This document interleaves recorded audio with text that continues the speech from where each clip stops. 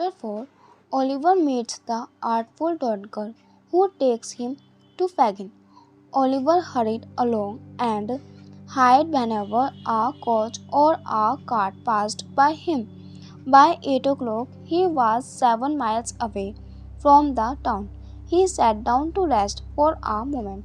The words he saw on a milestone told him that he was 70 miles from London. London.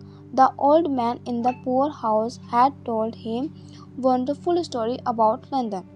A boy could find good work in a big city. He felt that London was so large that the Sorberry would never find him there. London was the place for him. Oliver set out to walk to London. He had nothing in his pocket but a crust of bread. When that was gone, he had to beg for food. He slept wherever he could find shelter. When the weather was fine, he slept on a field or under a hedge. He was good tired, hungry, and rested. His feet were torn and bleeding, but on he went for 7 days. Then early one morning he entered the little town of Burnt, not far from London. He sat down on doorstep, feeling that he could go no further. At that early hour, there were few people about. Oliver was too tired to notice much, but his attention was caught by a boy who passed him by and then come back. This boy passed by again. Again he come back. He looked very strange. This boy. He was not much older than Oliver was, but he looked like a little man. He was wearing a man's clothes that were much too big for him. His eyes were narrow and very sharp. He had a dishonest look. This strange boy went up to Oliver. "Hello," he said. "What's the trouble?" "I am hungry," said Oliver.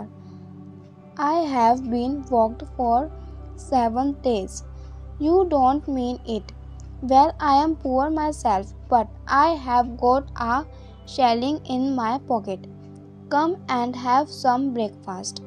He helped Oliver to get up and led him to the nearest eating house. Oliver ate like a wolf.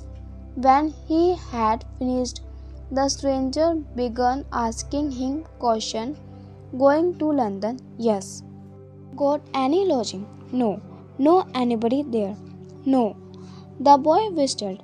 "You are in bad way, my lad, but don't worry. I know a kind old gentleman who lives in London. He will let you stay with him. He will find work for you." "Will he?" said Oliver. "Oh, thank you. It's very kind of you to help me. What's your name?" "Dawkins. Jack Dawkins, that's me. But my friends call me the artful dodger. I am a real clever lad. I am." "What's your name?" "Oliver Twist." "Well, young Oliver, we had better be on our way. Come on." The two boys set out for London. They reached it late that night. The dodger led Oliver through many dark and dirty streets. "What an evil place London is," thought Oliver. He began to feel afraid. Then the dodger pushed open a door and pulled Oliver inside. "This is the place," he said. "Up those stairs." He helped Oliver to climb the dirty, broken staircase. At the top, he pushed a door open and drew Oliver into a small room. The walls and the ceilings of the room were black with age and smoke. A smoky fire was burning. In front of the fire, there was a table. On this were a loaf and some butter and some dirty crumbs and plates.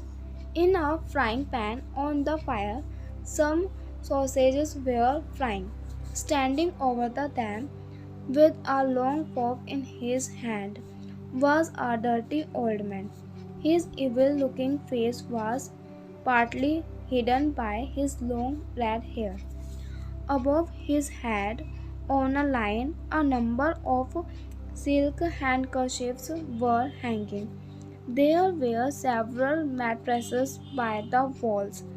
Seated around the table were five boys. They were the same age as the dodger, but they were smoking pipes like men.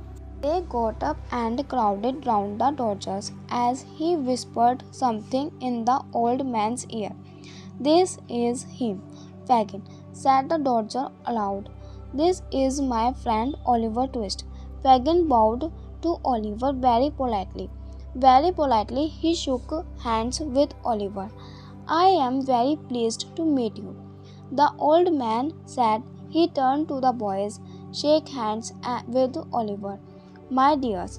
The boys gathered round Oliver, laughing and pushing. The old man waved his frock and pushed the boys back. "Stand back, my dears." Dodger drew a chair near the fire for Oliver.